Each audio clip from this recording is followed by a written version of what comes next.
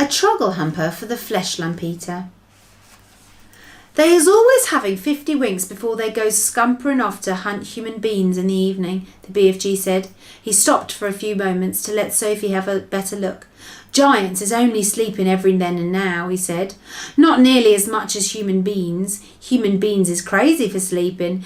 Is it ever occurring to you that a human being who's 50 is spending about 20 years sleeping fast?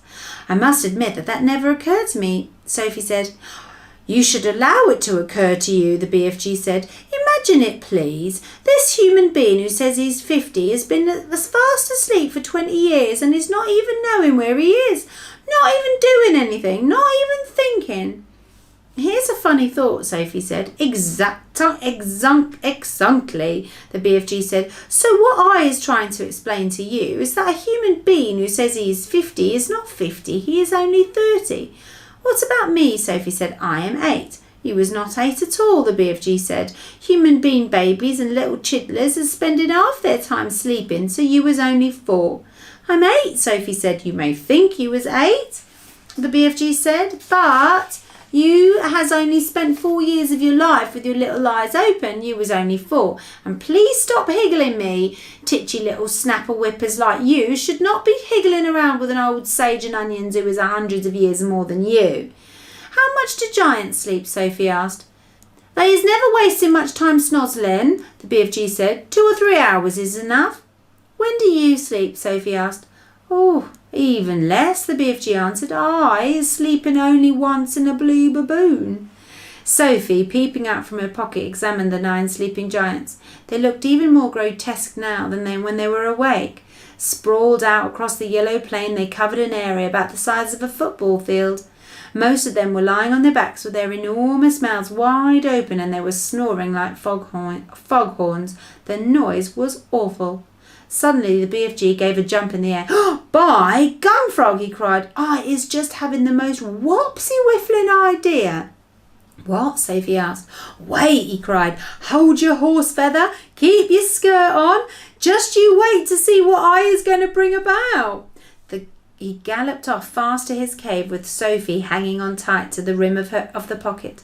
He rolled back the stone. He entered the cave. He was very excited. He was moving quickly. You stay there. You is in my pocket. Huggabee, he said. We is doing this lovely bit of buck-swashling both together, he said.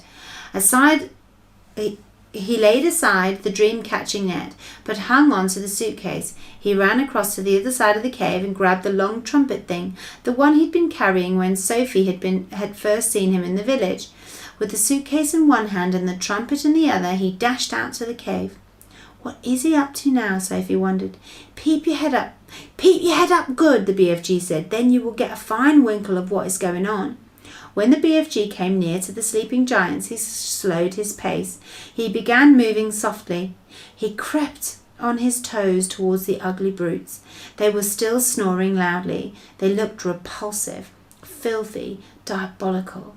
The BFG tiptoed around them. He went past the gizzard gulper, the blood bottler, the meat ripper, the child chewer, and then he stopped. He had reached the flesh lump eater. He pointed at him. Then he looked down at Sophie and gave her a big wink. He knelt on the ground and very quietly he opened the suitcase. He took out of it the glass jar containing the terrible nightmarish troggle humper. At that point, Sophie guessed what was going to happen next. Ouch, she thought. This could be rather dangerous. She crouched lower in the pocket so that only the top of her head and her eyes were showing. She wanted to be ready to duck out of sight very fast should anything go wrong. They were about 10 feet away from the flesh lump eater's face. The snoring, snorting noise he was making was disgusting. Every now and again a big bubble of spit formed between his 2 open lips, and then it would burst with a flash and cover his face with saliva. Taking infinite care, the BFG unscrewed the top of the glass jar and tipped the squiggling, squirming, faintly scarlet troggle humper into the wide end of his long trumpet. He put the other end of the trumpet to his lips. He aimed the instrument directly at the flesh lump eater's face. He took a deep breath, puffed out his cheeks, and then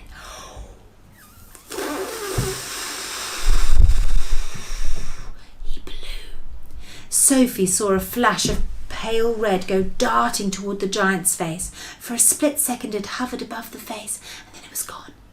It seemed to have been sucked up by the giant's nose, but it had all happened so quickly, Sophie couldn't be sure. We'd better be skittling away where it is safe, the BFG whispered. He trotted off to about 100 yards, then he stopped.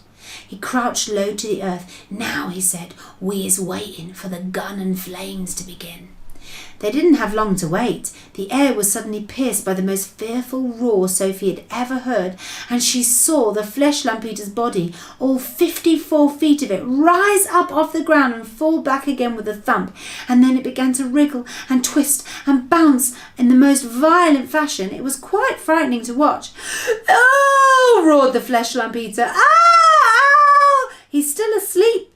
He's still asleep," the BFG whispered. "The terrible trog-humping nightmare is beginning to hit him." Serves him right, Sophie said. She could feel no sympathy for this great brute who ate children as though they were sugar lumps. "Save us!" screamed the flesh lump eater, thrashing about madly. "He's after me! He's getting me!" The thrashing of limbs and the waving of arms became more violent by the second. It was an awesome thing to watch, such a massive creature having such mighty convulsions. "It's Jack!" bellowed the flesh lump eater. "It's the grueful, gruntious Jack! Jack is after me! Jack is hacking me! Jack is spiked sticking me! Jack is splash plunking me! It's the terrible fright swiping Jack!" The flesh lump eater was writhing about all over the ground like some colossal tortured snake. "Oh, spare me, Jack!" he yelled. "Don't hurt me, Jack!" "Who is this Jack he's on about?" Sophie whispered. "Jack is the only human being all giants is frightened of," the BFG told her. "This is all absolutely terrifying. They is all absolutely terrified of Jack. They is all hearing that Jack is a famous giant killer." "Save me!" screamed the flesh lump eater. "Have mercy on this poor little giant, the beanstalk. Oh, he's coming up at me with his terrible spike-sticking beanstalk. Take it away, I's begging you, Jack. I's praying you not to touch me with your terrible spike-sticking beanstalk."